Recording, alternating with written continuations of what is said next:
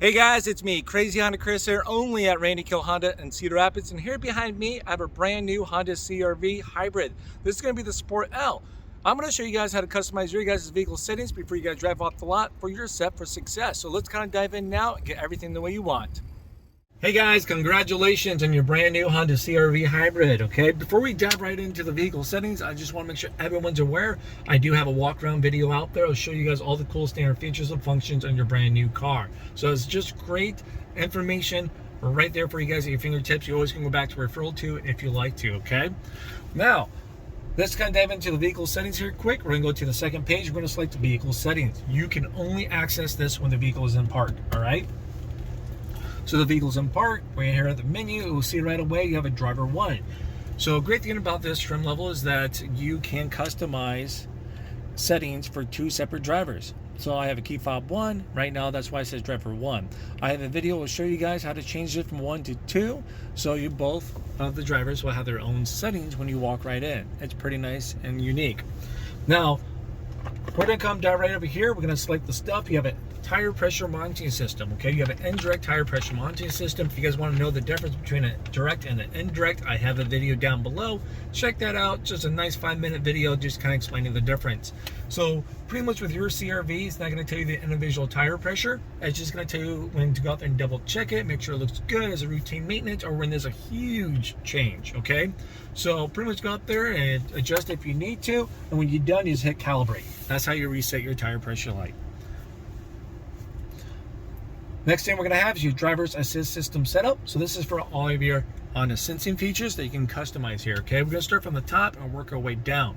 Now, before we kind of get started, I just want to kind of point out over here on the right-hand side, it will give you a quick visual of what's already been selected, all right?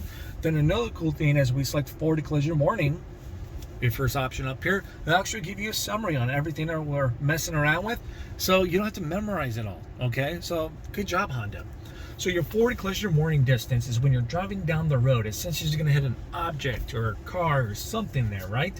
As you're driving, it's going to tell you to brake on the driver's interface, you know, from that point. And then if you don't brake fast enough, it's going to alert you, and then it's going to try to stop you, all right? You can choose the distance on when you want that to actually engage or when those steps are going to go. I'm going to keep it on normal because that's what Honda has it set at, okay? Next option is your ACC, that's your Adaptive Cruise Control Forward Vehicle Detection Beep. I'm going to assume that you guys have already watched that video over there about my walk around video or already know what the Adaptive Cruise Control is, okay? So this is simply as you're driving down the road and since there's a car that gets in and out of range of your Adaptive Cruise Control. So as you slow down or as you speed up because they got out of the way, do you want the car to beep at you? You know, slowing down, beep, beep. Speeding up, beep, beep. So if you're in conversation, you feel the car, you're just aware, or you just want to be quiet and just do its job, okay? I'm just going to turn everything on here just for when people take these out for a test drive, they can experience it themselves and come up with their own decision. Next one's going to be a road departure mitigation. So this is simply as you're driving down the road and you got your stuff on as you go out of your lane, right?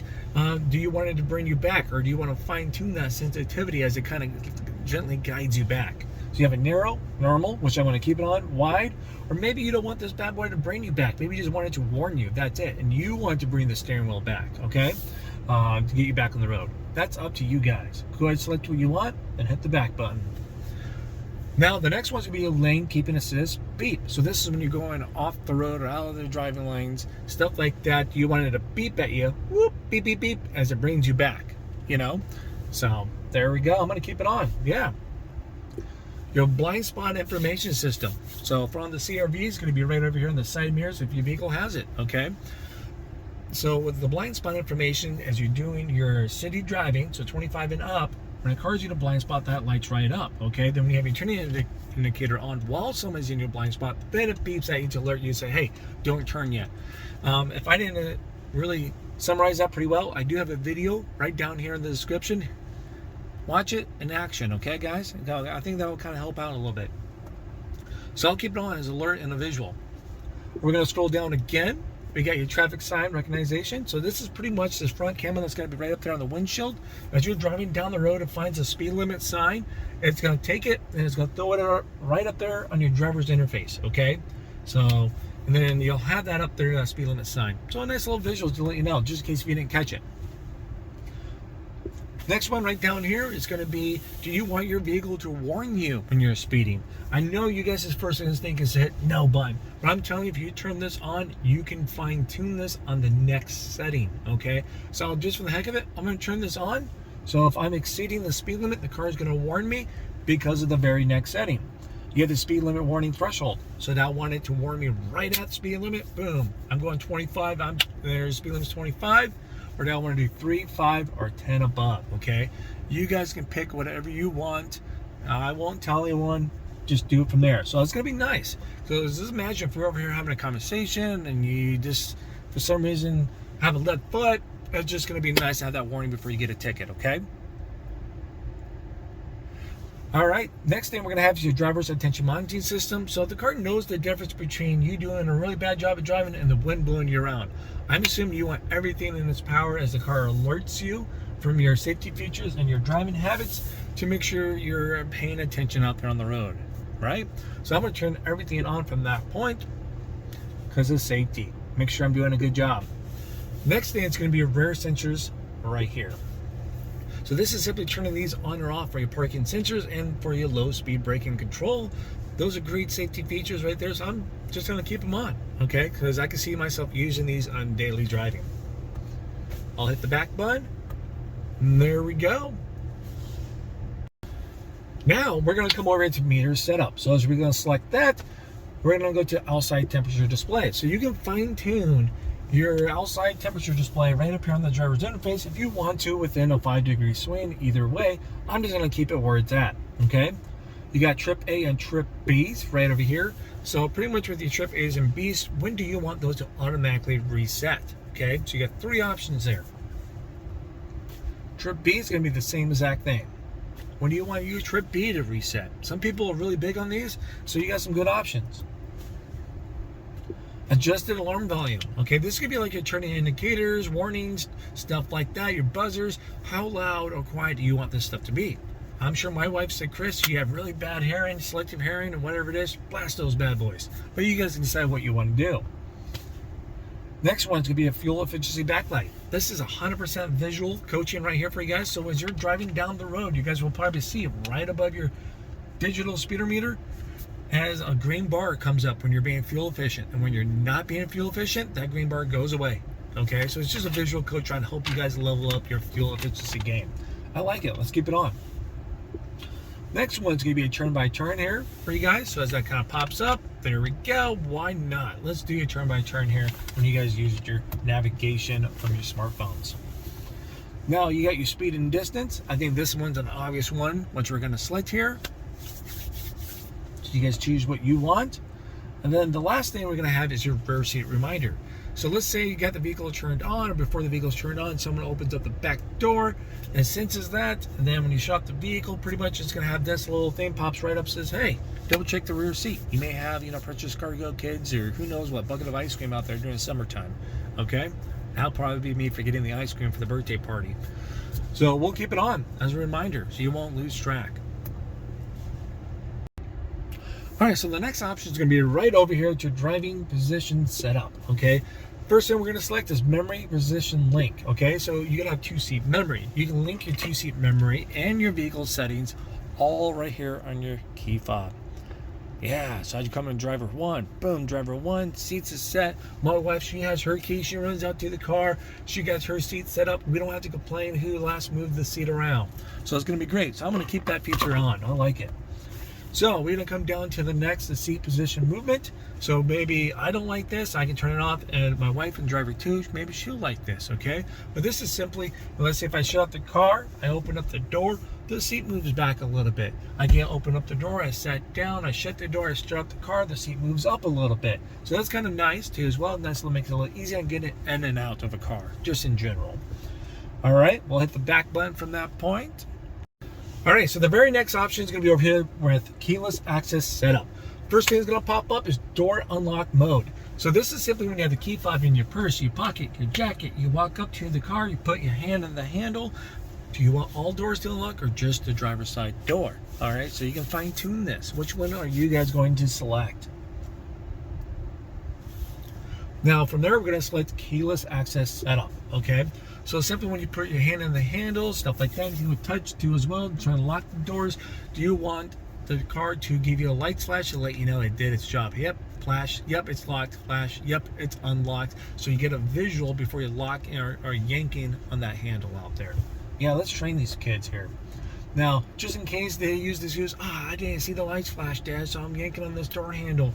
You also can do an audible sound, okay? So let's give them an audible too as well. Let's just knock that out so they can't use that as a reason.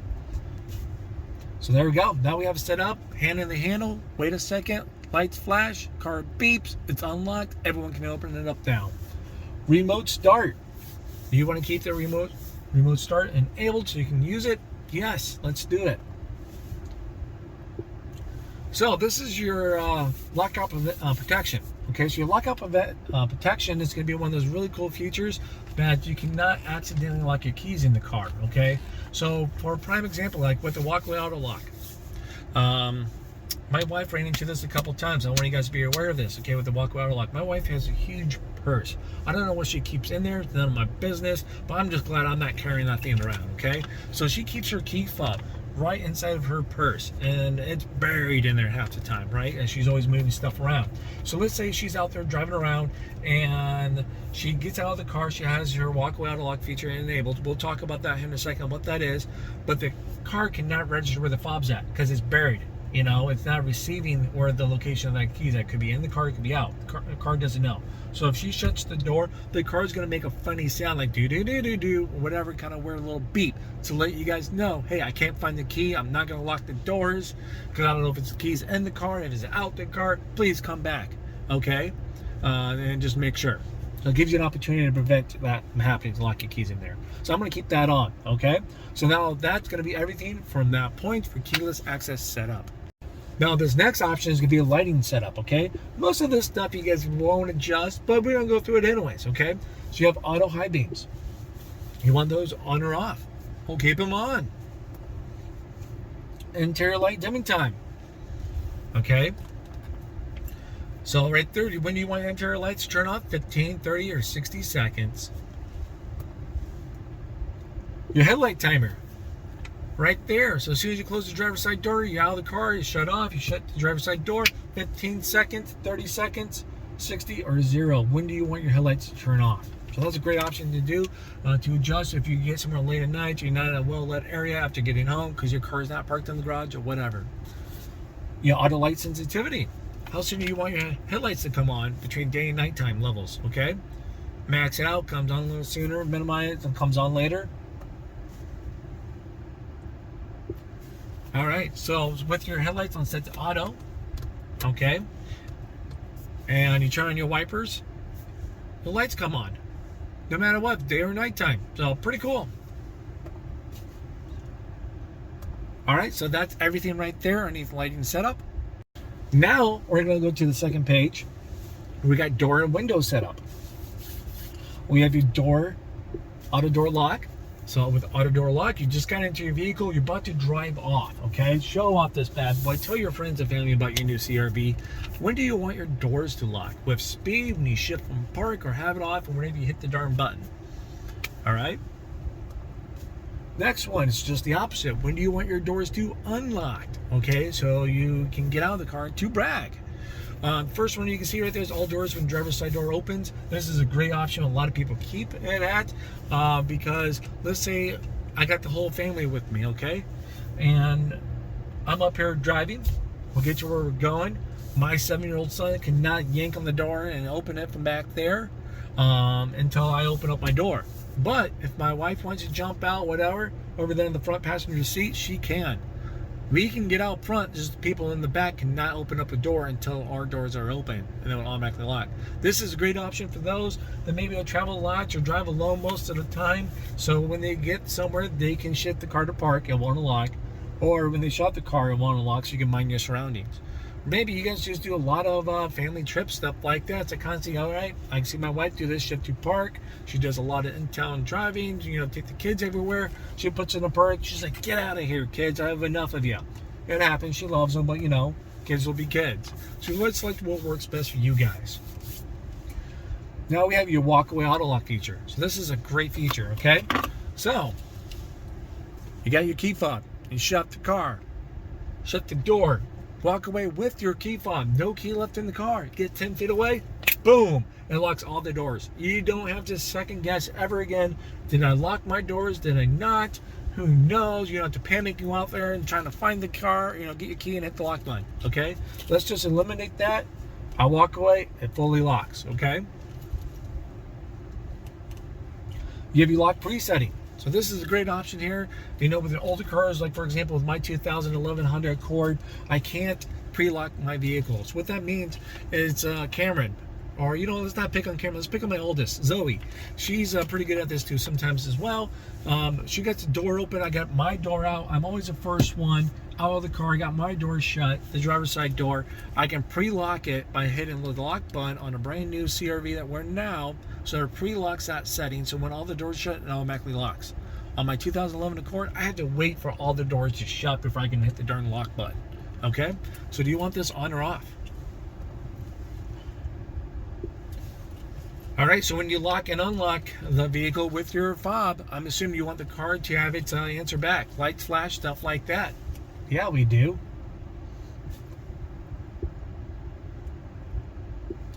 All right, so now we have the remote window control. I have a video that kind of show you guys a visual too as well, so if I don't explain it that well, I'll have it down below in the description.